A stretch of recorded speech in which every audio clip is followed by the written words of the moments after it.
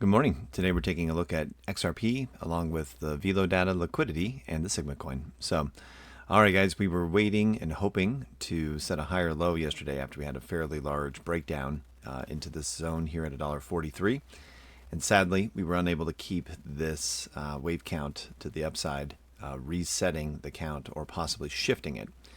So back in the day, we had this breakdown, we had this move to the upside, and then a back test for an ABC, which we did again, and then we had our spike and then our pullback, right? And we set that higher low and we went onwards and upwards. Well, this can be interpolated in still a bullish view, and we do have one more way to make this work, but we're getting close to running out of scenarios here. But this could have become what's called a flat, expanded flat actually, where we sweep the range highs, we sweep the range lows, and then that's the completion of the move for what we're looking to do here. So what we do is we end up shifting our wave one over, and we end up having this structure here on the price action. So this would be a wave one move here, a wave two completion with an ABC down, ABC up, and then we would end up having and this would be your ABC down, ABC up, 5-wave move to the downside, which we do now have. So you can see we have 1, 2, 3, 4, 5, right?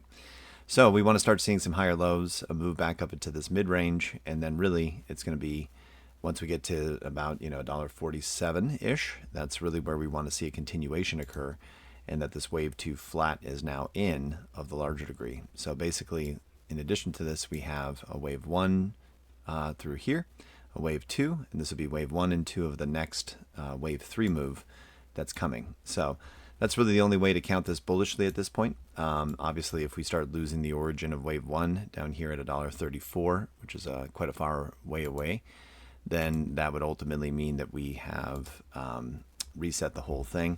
Obviously, if we start getting down to 138, then things have definitely changed. We're close, but we're still potentially bullish with this wave count. Otherwise, we have to revisit the lows down here in the 90-cent region. And then once we hit down here in this dollar to a 90-cent region, then we can start working our way out of this setup. So it's basically down to the 90 cents, or this is a flat for the bullish count. Either way, even if this is a bearish count, we end up having an ABC move to the upside. So we would end up doing something like this, and then that would be into a retrace play, and hence that $1.47 discussion that we talked about. So minimum, we would probably get up to about $1.49er, it looks like. Yeah, $1.49er for a 618 back test move back up again, something along those lines, and then we capitulate and roll over, and that's the end. So down to a 90 cents, and then we go. So we'll find out together. Now, ultimately, Bitcoin is, still has a bullish structure. We're seeing other cryptos look good, so I'm going to lean towards this being a flat right now, but that's the setup there. Liquidity-wise, they got it. We had this inefficiency right here that we had pointed out for $1.40. I thought we would visit it much sooner. We ended up just supporting it all over the place, squeezing all the way up to the upside, and then now coming down and closing that liquidity gap. But we have some liquidity forming here at the top end, but not a huge amount. But we can see that here more so on the Velo data, that the majority of open interest right now has flipped short.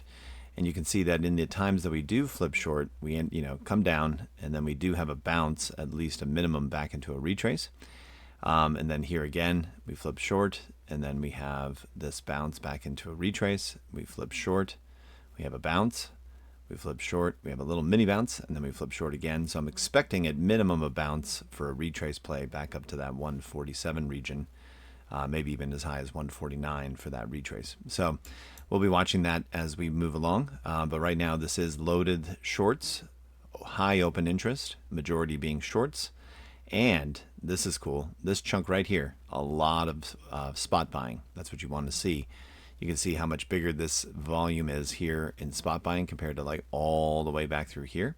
So this spot buying behavior is very bullish to the upside. So right now our slant is still leaning up because of it. So, and then finally Sigma coin just sitting here chilling, doing its normal thing. We have a wave 5, an ABC, wave 1, 2, 3, and then we're just waiting for this. 1, 2, and then this guy is a 1, 2 of the next degree, waiting for a breakout.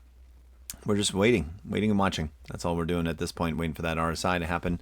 really it's just going to be XRP's breakout that pushes us higher moving forward. So we're just in a holding pattern at this point. So, all right, but there's your details on the Sigma coin. Liquidity again, stacking, need to stack some more here to squeeze it higher, but we do see that spot buying is showing up, and the current setup is shorts are playing the game with a high level of them, and down here at the bottom of the range lows with a potential flat structure that could be considered bullish, but no longer quite as clean as it was back in the day for this little bounce and higher low. But this still may be the end where it just gets up to that blast through, gets back up to the top of the range, back tests and goes. But they are definitely doing a good job of sweeping all the liquidity in this game here. So we will continue to watch, wait, and monitor. And as of right now, the expectation is at least an up move to $1.46, 47-ish. And maybe if we're lucky, a 618 back test up to $1.49. And then once we get up into that zone, we start watching to see what's going on. And we can then ultimately make a decision if we're going to roll over or if we're going to have our continuation. So, all right, we'll check in tomorrow. And thanks so much for watching.